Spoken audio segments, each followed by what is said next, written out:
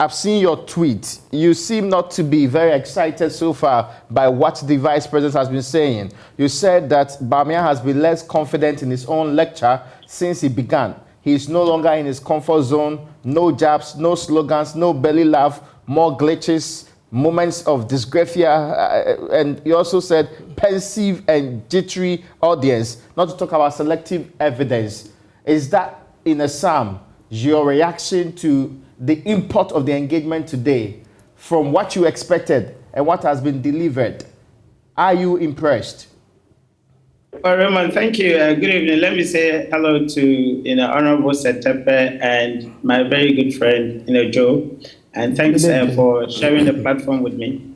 Yes, that is exactly my thought. Obviously, I'm coming from a very typical political communication perspective. And so I'm not going to speak on the substantive issues about whether, there were evidences of selective, facts. Of course, we can also talk about that. But yes, if you compare Bawumia's lectures as he used to have them with the current one, you could see that clearly the realities aren't supporting his positions, and so he's struggling to piece together the evidences. Right from the beginning, when he started talking about the economic fundamentals, you could see someone who is at pains trying to sort of speak into being, things that are not existing.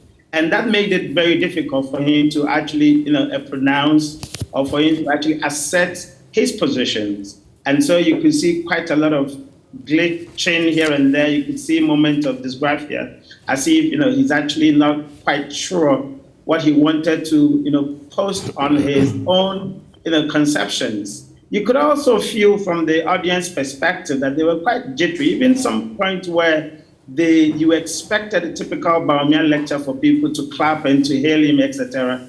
They were a little bit pensive and jittery to doing that. I mean, there were points where he actually claimed that we have the biggest facility for drone health or something like that.